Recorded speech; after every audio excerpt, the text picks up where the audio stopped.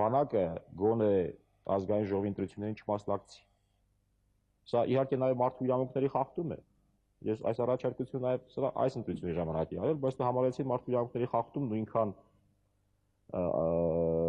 խոցելի, որքան մասնակցությունը։ Ձևը չգտնվեց, բայց ես պիտի առաջարկեմ պնդեմ, որպեսզի չմասնակցի բանակը ազգային ժողովի ընտրություններին։ Ինչու՞։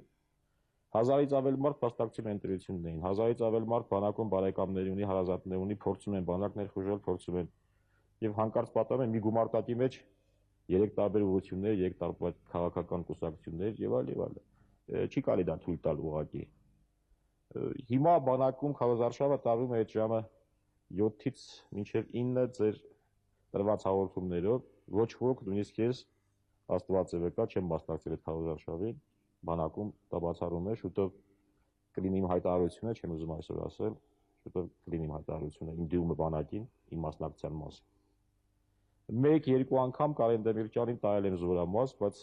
ժուրնալիստներն եղել տեսել են դա այն պահն է, երբ ոչ մի զինվոր չի եղել զորամասում, ուղղակի ուզեցել եմ ցույց տալ, որ մենք էլ մի բան արել ենք։ Անընդհատ որտեղ շեշտում է, որ ամեն ինչ լավ էր, ամեն ինչ կառուցված էր, հետո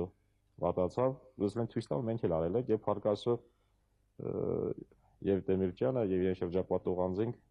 իսկապես զարմացած են, գնահատեցին մեր արածը, այնտեղ իսկապես լուրջ գործ է արված։ Ինչ վերաբերում է ընդհանրապես քվեարկությանը բանակի, ասացի արդեն, լինելու է ամենաբաց քվեարկությունը, բանակայինների քվեարկությունը, ես այսօր ասել եմ նաև դիտորդների հանձնաժողովներին,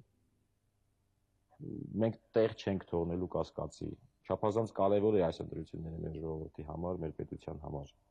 խաղը շատ ավելի թանկ է, թանկագին է, քան մենք պատկերացնում ենք, քան 1-2 տեղ ավել ունենալը, քան 1-2% ավել ունենալը, մենք պիտի մի անգամ գոնե անենք շատ արդար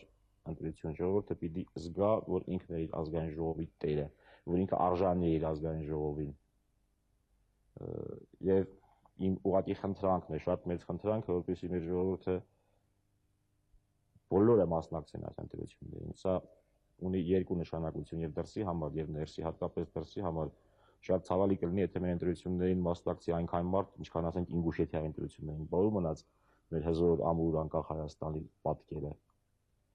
Եվ նույնքան կարևոր է, թե ազգային ժողովը քանի մարդու կողմից ընտրված կլինի, ամբողջ ժողովրդի թե դրա մի հատվածի, հետևաբար որքան մարդու առաջ, ամբողջ ժողովրդի առաջ պատասխանատու կլինի,